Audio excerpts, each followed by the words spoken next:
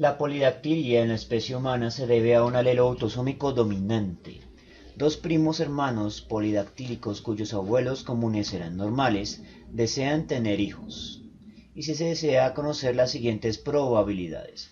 Entonces, lo primero que vamos a determinar son los genotipos de la generación F2, comenzando con una generación F1 de individuos normales. Entonces estos individuos se cruzan y van a tener dos descendientes de sexo desconocido, pero que también deben ser de fenotipo normal, debido a que los abuelos no portan el alelo dominante de la polidactilia. Por lo tanto, eso significa que la enfermedad o rasgo de la polidactilia viene desde fuera de la familia dos veces. Para generar a los dos primos hermanos de sexo desconocido, no sabemos si el primero es macho y el segundo es hembra. Lo único que sabemos es que los dos deben tener el alelo de la polidactilia porque lo heredan de uno de los parentales respectivos que vienen desde fuera de la familia. Con esta información ya podemos determinar los genotipos de cada uno de los miembros de la familia. Entonces, todos los que son normales van a ser homocigotos recesivos. Todos los afectados tienen al menos un alelo dominante. Con esta información ya podemos determinar los genotipos de los individuos de la F2. Sabemos que el alelo dominante de ambos proviene de uno de los parentales afectados. Por lo tanto, deben heredar forzosamente alguno de los alelos del parental no afectado. Y ambos parentales no afectados solo pueden entregar el alelo recesivo. Por lo tanto, la única conclusión posible es que los individuos de la F2 son ambos heterocigotos. En conclusión, tenemos que el cruce en el cual estamos trabajando es un cruce de dos heterocigotos. Entonces, en la F2 tenemos un cruce de dos heterocigotos, de los cuales ya sabemos que la solución para sus fenotipos en la F3, que es lo que nos interesa, va a ser de 3 dominantes más un recesivo. O lo que es lo mismo, estamos trabajando con una probabilidad de 3/4 dominante y 1/4 recesivo. Con esta información entonces ya podemos comenzar a responder problemas o preguntas.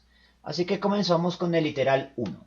Vamos a determinar la probabilidad de que ningún hijo sea polidactílico, teniendo como base una serie de 7 hijos. Entonces esto es una probabilidad factorial o una probabilidad condicionada. Y para probabilidades condicionadas vamos a tener que multiplicar las probabilidades individuales. Entonces comenzamos con la probabilidad de no dominante 7 veces. La probabilidad de no dominante 7 veces va a ser igual a la probabilidad del recesivo 7 veces consecutivas. Eso quiere decir que va a ir a la potencia 7. La probabilidad del recesivo entonces es 1 sobre el total de coeficientes 4, pero elevado a la séptima potencia. La solución de eso es 6.10 por 10 a la menos 5, con lo cual hemos solucionado ya el primer punto. La probabilidad de que ningún hijo sea polidactílico. Recuerde que eso está en frecuencia. Para convertirlo a porcentaje, usted lo multiplica por 100%, lo que nos da una probabilidad del 0.0061%, una probabilidad muy baja de que ese evento pueda ocurrir. Ahora miremos el literal B. En el literal B tenemos una opción en la serie que es fija. Nos quieren preguntar que los dos mayores sean polidactílicos y los 5 siguientes sean normales. Por lo tanto, aquí podemos sacar nuevamente una probabilidad anidada sencilla. Vamos a tener que los dos mayores sean dominantes y los 5 siguientes sean recesivos. Entonces vamos a tener la probabilidad de dominante elevada a la segunda potencia y la probabilidad de recesivo elevada a la quinta potencia. Reemplazamos esos valores. La probabilidad del dominante es 3 sobre 4 y la probabilidad del recesivo es 1 sobre 4. Por lo tanto, es simplemente operar los valores. Entonces abro paréntesis, 3 sobre 4, cierro paréntesis, elevo a la segunda, muevo a la derecha por abro paréntesis, 1 sobre 4, cierro paréntesis, elevo a la quinta. La solución va a ser de 5.49 por 10 a la menos 4.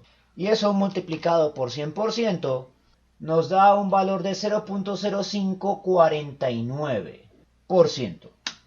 Nuevamente, una probabilidad muy baja. Luego el punto C, que 3 sean polidactílicos y 4 no.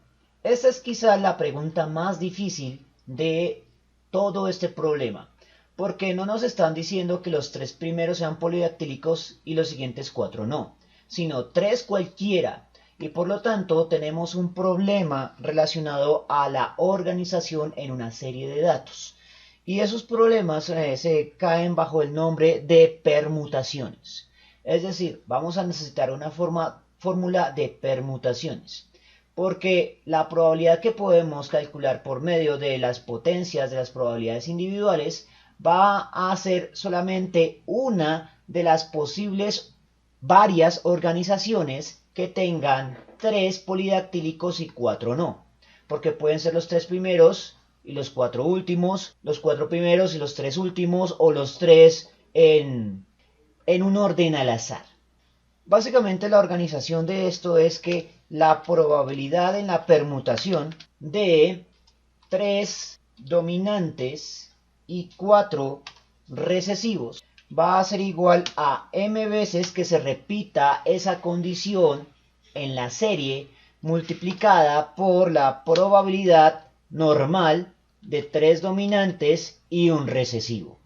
A su vez, la probabilidad de 3 dominante y 4 recesivo estrictamente es igual a la multiplicación de las probabilidades individuales de dominante y recesivo.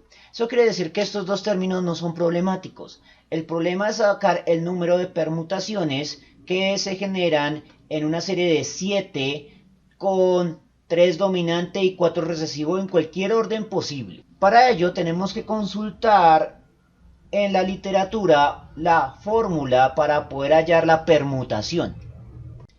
Y esa fórmula es la siguiente. El número de veces que se repite esa condición en una serie de datos va a ser igual al cociente que ocurre entre la serie factorial, es decir, en este caso 7 factorial, sobre la probabilidad, sobre el número de dominante factorial por el número de recesivo factorial. Por lo tanto, podemos reemplazar el número de repeticiones en la expresión. Y por lo tanto ya tenemos una fórmula para poder resolver esta situación. Entonces la serie es 7, porque desean tener 7 hijos. El número de dominantes, o sea, afectados por polidactilia, van a ser 3 en un orden al azar en la serie de datos, no sabemos cuál. Y el número de recesivos va a ser 4 nuevamente en un orden al azar. La probabilidad de dominante, 3 cuartos. La probabilidad de recesivo, 1 cuarto. Y operamos los valores. Entonces, multiplicando irá 7 factorial, cuya función en esta calculadora está encima de la expresión x a la menos 1. Por lo tanto, shift x a la menos 1, y ahí está el factorial. Multiplicado por las probabilidades de 3 sobre 4 al cubo, muevo a la derecha, multiplicado por la probabilidad de 1 sobre 4 a la cuarta, dividido, abro paréntesis, 3 factorial por 4 factorial. La solución, por lo tanto, es 0.0577, que multiplicado por 100% es igual al 5.77%. Una probabilidad un poco más alta. En la última pregunta, del modo en que está enunciado, vamos a interpretar que la pregunta de probabilidad es independiente. Es decir, a secas vamos a establecer que cuál es la probabilidad de que el cuarto hijo sea normal.